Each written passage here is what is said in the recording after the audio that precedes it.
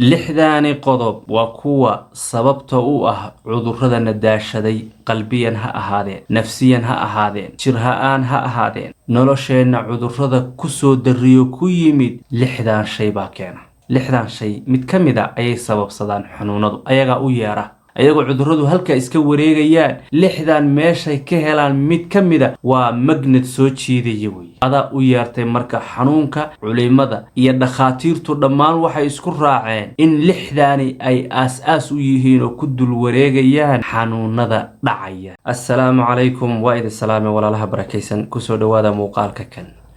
wax kasta oo adduunyadan dhacaya sabab bay leeyihiin sababta adiga ha kaa timaado ama adiga wax ka baxsan ha ka timaado laakiin shay walba sabab buu leeyahay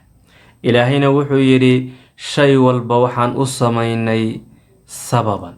wax sababa oo lagu gaaro sababkuna waa maxay shaygan jiritaankiisa iyo wixii lagu gaarayay haddaba maxaa sabab u ah cudurrada dhacaya xanuunadan dhacaya ee intooda badan aan necebnahay magacyadoodaba xataa inaan maqalno iska daa inaanu aragno ama qof ay ku dhacaan ama anagu nagu dhacaan magacooda xataa necebnahay xanuunadaas kala duwan soo tiri adiga kumaankumka fayris ee xanuun ee dunida ka jira maxaa sababa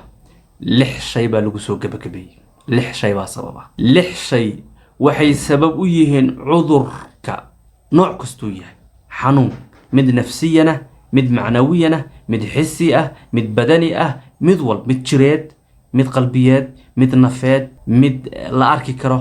mid aan la taaban karin kulluhum lix shay baa sabab u ah lixdaa shay culimada iyo dhakhaatiirtu dhammaantood waa isku raaceen inay lixdaani aas-aas u yihiin saldhig u yihiin cudurrada midka koowaadi waxa weeye habeenkii in la cabo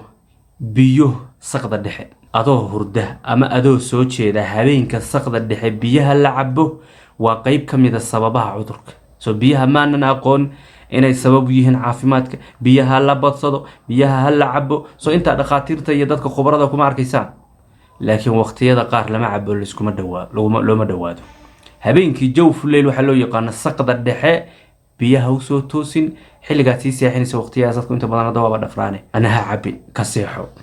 wax faa'iida ay ku leeyihiin malahan ilaa khasaare mooyaane waa midka koowaad ee xanuunada waxyaalaha sababa waxyaalaha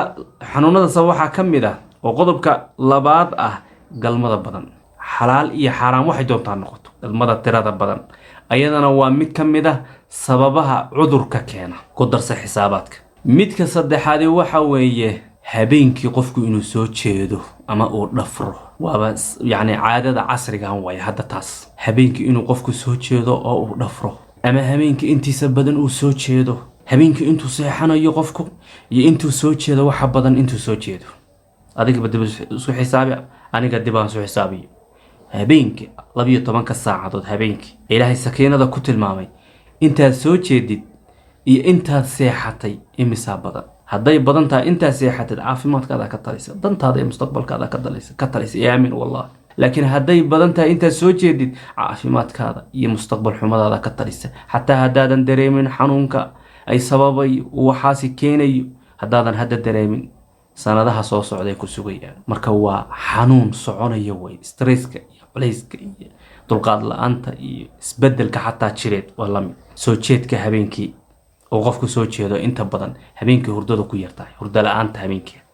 qayb ka mid a waxyaalaha cudurrada sababa waxyaalaha cudurrada sababa waxaa ka mid a oo shayga afraad ah adoo dharagsan oo baahi ku hayn inaad cunto cuntid cuntadu markay calooshaadu marantaha la cunaa caafimaadka saasoo ku jira lagumana seexdo laakiin adoo dharagsan ama adoo cunto cunay calooshu wax kuugu jiraan haddaad cunto kala cuntid waa qayb ka mid a caafimaad darrada waxyaalaha keena waana sababka afraad iska ilaali markaad baahatid cunto cun markaad baahatid cunto cun haddaad cuntid cunto adoo calooshaada wax ku jirto oo aan baahnayn caafimaad darradaadaad ka shaqaysa oona horkacday naftaada caafimaad darro qodobka shanaad ee ka mid a sababaha xanuunka keena in qofku wixii ka bixi lahaa uu xabiso maxaan u jeednaa kow inuu qofku xabiso kaadida ama saxarada ama minida yacni kaadi baa ku haysa kaadi baa kusoo riixaysa saxaraa kusoo riixaysa saxarada iyo kaadidaas kusoo riixaysa haddaadan iska faarujin soo shagelin oo isku sii haysid caafimaad darradaadaad ka shaqaysa waay. dadka qaar waxaa laga yaabaa inay dhahaan gurigaygaan tegayaa, gurigana waxaa laga yaabaa saacada kadib inuu tago, kaadida isku celinayaa, saxarada isku celinayaa. ama laga yaabaa inuu yiraahdo si fiican baan u labisanahay, hadda mashquul ma geli karee aan isku celiyo, ama weysada iga jabaysa mana weysaysan karee waa isa soo diyaariyee haya haysa kaadidu, saxaradu hay hayso. arrin fiican maaha taas. sidaa darteed baa nabigu wuxuu yidhi calayhi salaatu wasalaam, salaad ma lahan qofkii ay labada xuni soo riixayaan, kaadidii iyo saxaradii. orod tag iska soo faaruji, ilaahay kuma kalifin, ilaahay kuma ciqaabin, ilaahay ciriiri kuma gelin, ilaahay awooddaada wax ka badsan kuma dirin, istireexo iska soo faaruji, kadib salaadaada tukantee soo weysaysatid. sidaasaa nabigunu leeyahay sala allahu calayhi wasalam. laakiin haddaad isku celisid, isku xabisid, halis waay. keliyaha ayay kaadadu beegsataa markaas oo kale oo ay wax yeelaysaa. laa xawla walaa quwata illaa billah. ayadana waa halis. manida la mid ah, manida macnaheedu maxaan u jeednaa? qofku hadduusan manidaasi booskii xalaasha u helin, waqtiyada dee bishii, usbuucii, maalmi meel uu ku faarujiyo galma xalaal iyo waxaas uusan helin oo isku xabiso dareen uu leeyahay, waa qayb ka mid a xanuunada waxyaalaha sababa qayb ka mid a way. qodobka kale ee xiga waxa weeye ee ugu dambeeya lixaad, cagsiga waxa weeye hurdo la-aanta habeenkii, hurdadoo maalintii badsatid. haddii marka habeenkii hurdadaadu yaraato, maalintii hurdadaadu waa badanaysaa. waa cagsiga, waa iskhilaafta. haddii hurdadaadu habeenkii yaraato, maalintii hurdadaadu waa badanaysaa, waana qayb ka mid a cudurka. qodobka hore wuxuu ahaa habeenkii hurdadaadu yaraata waa asbaabaha cudurka keena, maalintii hurdadaada badatana waa asbaabaha cudurka keena. idan noloshaada toosi, stress yani sax. noloshu badan waxa u baahana inaan saxno oo dariiqi saxdaha ku toosina u baahanta. lixdaani qodob waa kuwa sababta u ah cudurradana daashaday, qalbiyan ha ahaadeen, nafsiyan ha ahaadeen, jir ha-aan ha ahaadeen. nolosheenna cudurrada kusoo dariyo ku yimid, cudurradaasoo xataa qaarkood magacooda aan necibnahay inaan maqalno, lixdan shay baa keena. lixdan shay mid ka mid a ayay sababsadaan xanuunadu, ayagaa u yeera. ayagoo cudurradu halkaa iska wareegayaan, hawadaa iska wareegayso, xanuunku iyo fayrasku iska wareegayo, lixdan meeshay ka helaan mid ka mid a waa magnet soo jiidaya wey. adaa u yeertay marka xanuunka. lixdan mid ka mid a haddaad ku sifaysan tahay, marka xanuunku wuxuu iskugu jiraa mid aad soo degdego isla waqtiga aad dareentid, iyo mid dib aad ka dareentid oo aad xasuusatid horay inaad ugu gabood fashay inaad xanuunkan iska difaacdi. waa halis, waa khatar.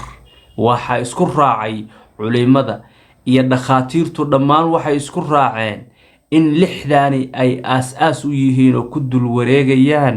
xanuunada dhacaya. lixdaana sabab u ah mid ka mid a. laa xawla walaa quwata illaa billah. ilaahay waxaan idinkaga rajaynayaa caafimaad iyo badbaado iyo dhowrsanaan inuu ilaahay idin siiyo, sharta soconaysana ilaahay oo dhinac idinka marsiiyo.